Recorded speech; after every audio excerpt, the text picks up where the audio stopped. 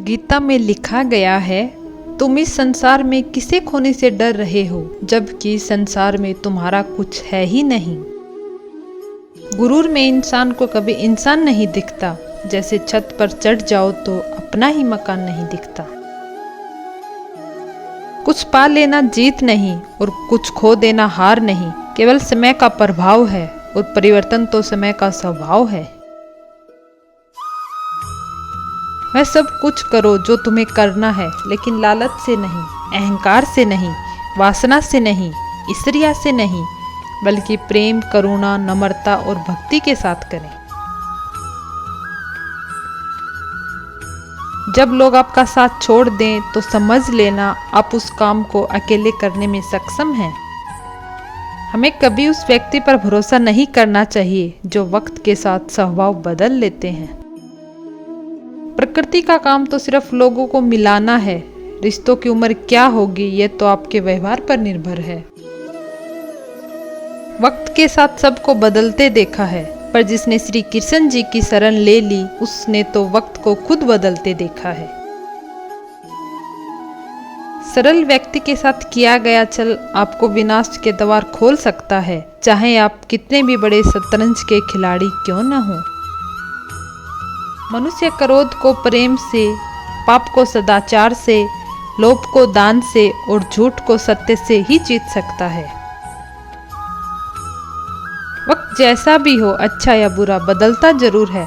अच्छे वक्त में कुछ ऐसा गलत मत करो कि बुरे वक्त में लोग आपका साथ छोड़ दें।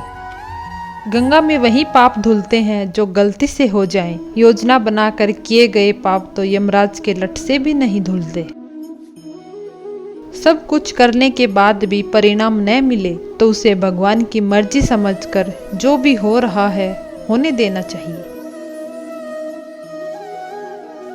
समस्याओं की एक उम्र होती है और उसके पश्चात उसका समाप्त होना निश्चित होता है।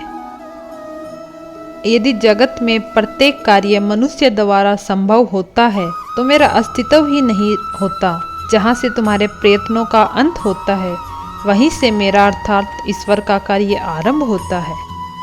किसी का बुरा करके खुद का अच्छा होगा ये कभी मत सोचना। एक बारी वक्त साथ देगा, कर्म नहीं।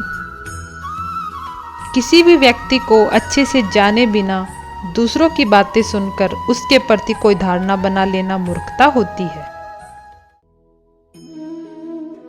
दुखी सब है संसार में, कौन है जो सुखी है। किसी को अपना दुख दर्द देता है तो किसी को दूसरों का सुख दर्द देता है। अहंकार मत करो किसी को कुछ भी देकर, क्या पता तू दे रहा है या पिछले जन्म का कर्ज चुका रहा है। जीवन जीने के लिए मौन आवश्यक है, परंतु जब बात मर्यादा की हो तो शस्त्र उठाना अनिवार्य हो जाता है। श्री कृष्ण जी कहते हैं, वह व्यक्ति जो अपनी मृत्यु के समय मुझे याद करते हुए अपना शरीर त्यागता है वह मेरे धाम को प्राप्त होता है और इसमें कोई संशय नहीं है। श्री कृष्ण जी कहते हैं, व्यक्ति जो चाहे बन सकता है यदि वह विश्वास के साथ इच्छित वस्तु पर लगातार चिंतन करे। प्रेम सदा माफी मांगना पसंद करता है और अहंकार सदा माफी सुनना। मनुष्य के दुख का कारण उसका प्रेम ही है। वह जितना अधिक मोह करेगा उतना ही अधिक कष्ट भी होगा। संपत्ति के उत्तराधिकारी अनेक लोग हो सकते हैं, लेकिन कर्मों के उत्तराधिकारी स्वयं हम ही होते हैं। प्रकृति का काम तो सिर्फ लोगों को मिलाना है।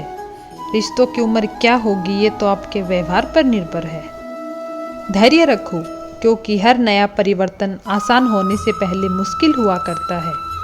श्री कृष्ण जी कहते हैं, शांत रहो, क्योंकि कुछ भी हमेशा के लिए नहीं रहता। वक्त एक दिन जरूर बदलता है। समझ और पैसा खर्च होने के बाद अपनी अहमियत समझा ही देते हैं। अगर आप क्रोध के समय थोड़ा सा धैर्य रख लें तो आप कम से कम 100 दुख भरे दिनों से बच सकते हैं। जब इंसान अंदर से टूट जाता है तो बाहर से मिलने वाली हर खुशी उसे सिर्फ हंसा सकती है, परंतु अंदर से खुश नहीं रख सकती।